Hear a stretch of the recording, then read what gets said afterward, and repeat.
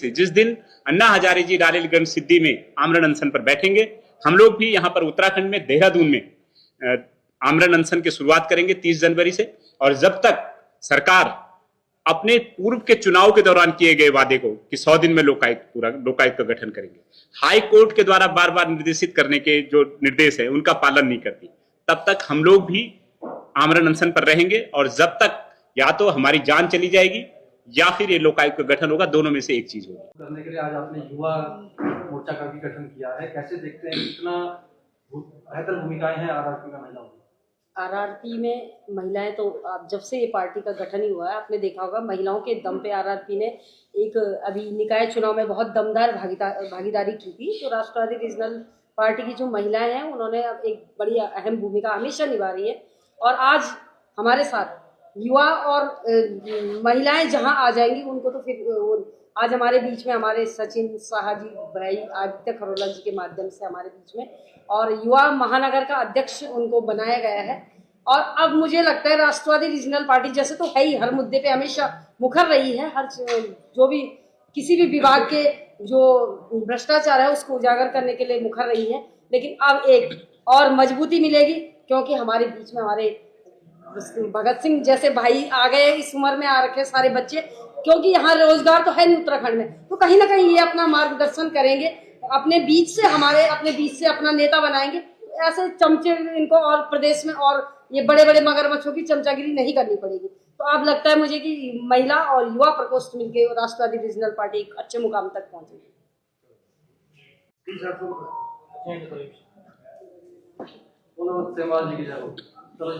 आप सभी पत्रकार साथियों का आज की प्रेस वार्ता में बहुत बहुत स्वागत है। साथियों, आज राष्ट्रवादी रीजनल पार्टी में दर्जनों युवाओं ने पार्टी की सदस्यता ग्रहण की है। इससे राष्ट्रवादी रीजनल पार्टी के अंदर एक नई ताकत, एक नया जोश, एक उत्साह और ऊर्जा का संचार हुआ है। आज ही हमने राष्ट्रवादी रीजनल पार्टी का जो युवा प्रकोष्ठ के महानगर अध्यक्ष में सचिन साहा जी को मनोनीत किया है। इसके अलावा महिला प्रकोष्ठ में भी युवा प्रकोष्ठ की घोषणा की गई है। और इसके साथ ही बहुत जल्दी हम लोग जो हैं युवा प्रकोष्ठ की कार्यकारिणी सचिन साहा जी से हमने निवेदन किया है कि जितने जल्दी हो सके ये कार्यकारिणी युवा प्रकोष्ठ की यहाँ पर बनाइए। इसके अलावा हम लोग जो प्रेस वार्ता का जो एक दूसरा बिंदु है, जो महत्वपूर्ण बिंदु भी है, आप सभी पत्रकार साथी अवगत हैं कि 30 जनवरी से डालीगंज सिद्धि में सामाजिक कार्यकर्ता अन्ना हजारे जी ने लोकायुक्त के गठन की मांग को लेकर के, लोकायुक्त के बेहतरीन क्रियान्वयन की मांग को लेकर के आमरण अनशन का ऐलान किया है।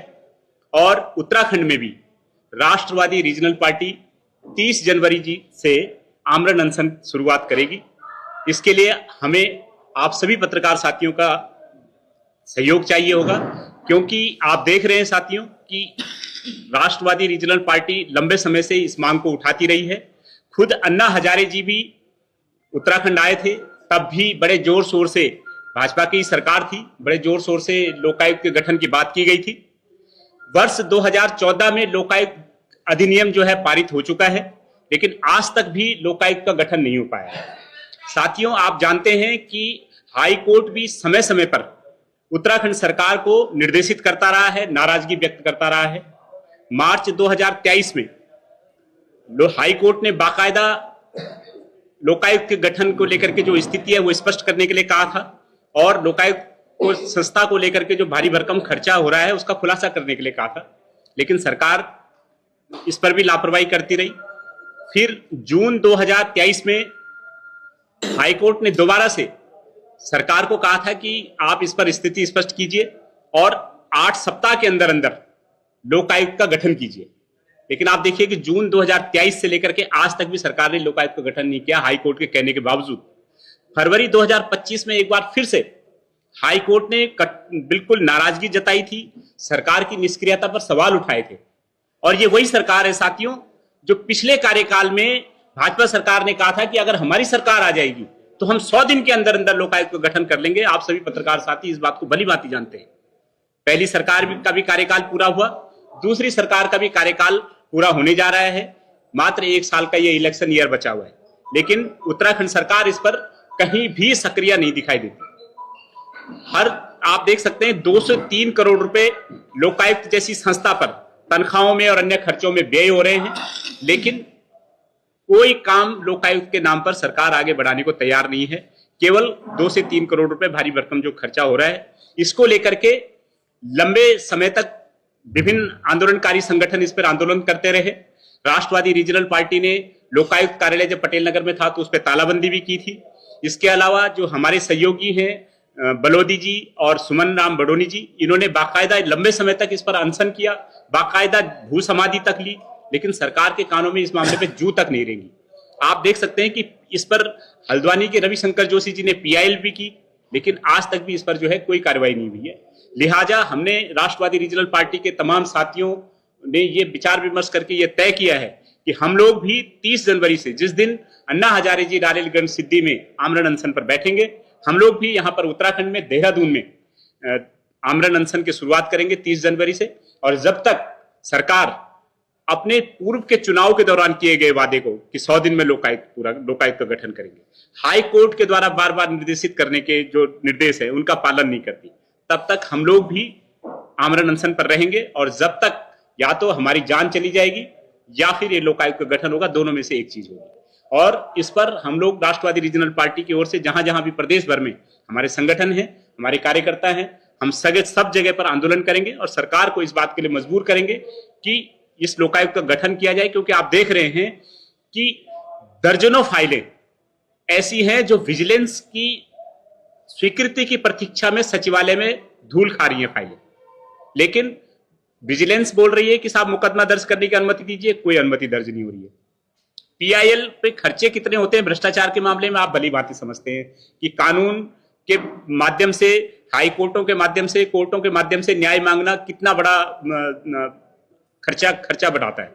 इसलिए एक लोकायुक्त एक ऐसी संस्था थी कि जिसमें व्यक्ति बड़ी आसानी से लोकायुक्त के पास जाकर के तथ्यों के साथ जाकर के अपनी बात रख सकता था, लेकिन सरकार ने जानबूझ करके 2014 में लोकायुक्त गठन के बाद अधिनियम के बावजूद भी इस पर कोई कार्रवाई नहीं की है। और इसमें कांग्रेस और भाजपा दोनों की दोनों सरकारें इसमें समान रूप से भागीदार हैं। दोनों पार्टियां नहीं चाहती कि यहां पर उत्तराखंड में लोकायुक्त का गठन हो। यही कारण है कि विभिन्न आंदोलनों के बावजूद, विभिन्न पीआईएल के बावजूद, हाई कोर्ट के बार बार निर्देशित करने के बावजूद ये सरकार दोबारा से आपके बीच आएगी और फिर से बोलेगी, जैसे इसने पिछली बार कहा था कि 100 दिन में लोकायुक्त लाएंगे। अब ये फिर से लोकायुक्त को लेकर के कुछ ना कुछ बरगलाएगी। इसलिए हमें आप सभी साथियों का सहयोग चाहिए, मीडिया के साथियों का सहयोग चाहिए कि इस बारे में हमारा साथ दीजिए और सरकार की जवाबदेही सुनिश्चित कीजिए, करने में हमारा सहयोग कीजिए। बहुत बहुत धन्यवाद। केजरीवाल जी के नक्शे कदम पर चल रही है राष्ट्रवादी रीजनल पार्टी। ये अन्ना हजारे जी ने दिल्ली में केजरीवाल जी उपजा दी है, जहां भी क्या हालत थी उनको उम्मीद आके बैठी। देखिए, राष्ट्रवादी रीजनल पार्टी जो भी व्यक्ति राजनीति को सही दिशा दिखाएगा, समाज को सही दिशा दिखाएगा, चाहे वो कोई पार्टी हो, चाहे वो कोई व्यक्ति हो, चाहे एनजीओ हो, चाहे कोई संस्था हो या चाहे कोई सरकार का कोई नुमाइंदा हो, हम लोग जरूर उनको अपने में समाहित करेंगे, उन सबसे सीखेंगे। समाज की ओर से, पत्रकारों की ओर से भी, व्यक्ति विशेष की ओर से भी जब भी हमें कोई बढ़िया सुझाव नजर आएगा, जनहित में कोई माकूल सुझाव दिखेगा, हम लोग उसे भी अपनाने में हिचकिचाएंगे नहीं। अन्ना हजारे जी ने आप जाके ऐलान कर रहा है कि लोकहित के लिए आपने अब जाके ऐलान करा लोकहित मांग रखी है, इससे पहले की? देखिए, उससे पहले जैसे कि हम पहले भी आपको बता चुके हैं कि लोकायुक्त कार्यालय पे हमने तालाबंदी की। हमारे सहयोगी परमन बलोदी जी ने प्लस सुमन राम बडोनी जी ने लंबे समय तक आंदोलन किया। आप सभी लोगों ने उसे अच्छे तरीके से कवर भी किया। उन्होंने बाकायदा एकता बिहार में भू समाधि तक ली। लेकिन अब ये सरकारें हैं जो जवाबदेही तय नहीं कर पा रही। जो सरकार हाई कोर्ट की नहीं मान रही है, तो मुझे लगता है कि जनता की अदालत में इस मुद्दे को लेकर के हमारा जाना ही एकमात्र समाधान बचता है, एकमात्र रास्ता हमारे पास है। तो हम लोग जनता के बीच जा रहे हैं, आमरण अनशन के माध्यम से जनता का ध्यान आकर्षित करेंगे और सरकार की जवाबदेही तय करेंगे। हमारी पूरी कोशिश रहेगी कि सरकार इस कार्यकाल के खत्म होने से पहले पहले लोकायुक्त के गठन के लेकर के कोई ठोस कदम उठाए। धन्यवाद। और कोई सवाल?